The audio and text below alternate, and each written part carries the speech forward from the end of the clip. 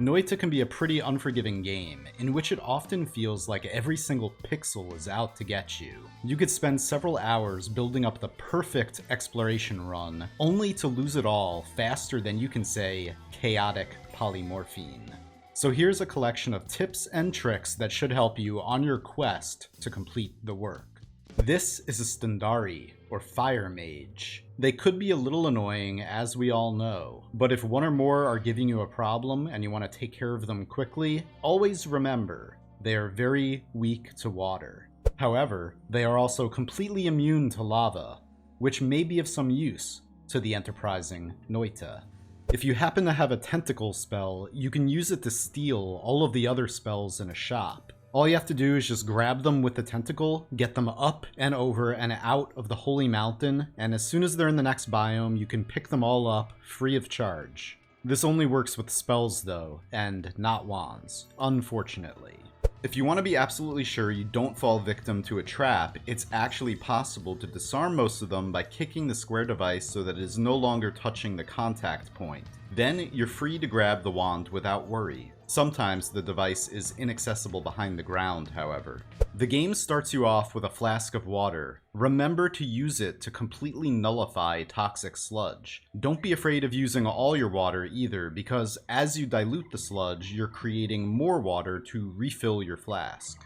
If you make it to the first holy mountain with only your starting Sparkbolt and Bomb wands, you can swap out the Bomb spell for a Sparkbolt to make a pretty decent early game rapid fire wand.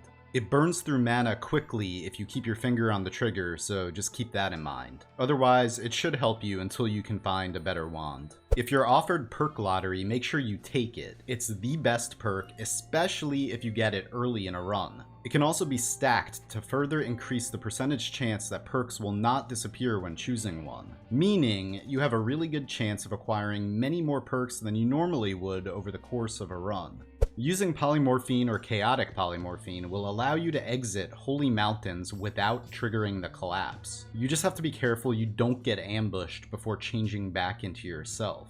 This will actually allow you to polymorph back in order to continue to customize wands. Without the Edit Wands Everywhere perk, this is obviously extremely useful if you have the patience to repeatedly backtrack.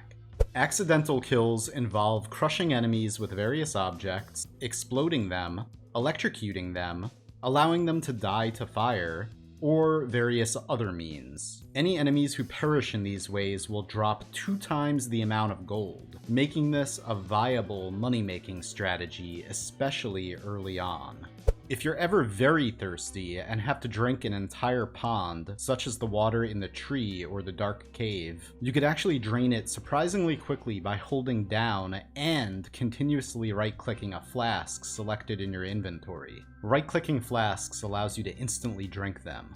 One of the newer features of the game at the time of this recording involves the use of pheromone. If you find yourself overwhelmed by enemies, or the desire for companionship, make or find a pool of pheromone, throw a wand in it, and then shoot a bit to mix it up. After a few moments, you will have yourself a ghost wand minion that will follow you around, attacking your enemies. After a couple minutes, they'll actually despawn, so do not charm any wands you would like to keep.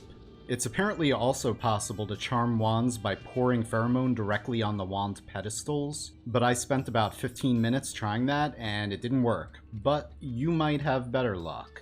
It could be a bit tricky, but it's possible to catch flasks that are thrown at you. You can use this to obtain flasks that are 200% full from the alchemists, as well as to obtain cocktails from the fire Hisi. Cocktail flasks, however, cannot be refilled once empty, but the empty flasks will explode when thrown, sort of like an impact grenade. This guy right here is your best friend in all of Noita. Wave to your friend. Now, kick your friend. Aha! Kicking the pink and green Hisi healers will cause them to open fire upon you with their healing cannons. Each band-aid burst is good for 5 health, but make sure you don't kick them too much or else, oops. A better way to obtain healing from them is to afflict both yourself and them with berserk. If you're berserk, then they'll heal you on sight. If they are berserk, then they actually heal you for 10 life instead of 5 like normal. This comes with the added benefit of keeping them alive much longer. And since this is one of the few sources of healing in all of Noita, it's good to keep your friend alive.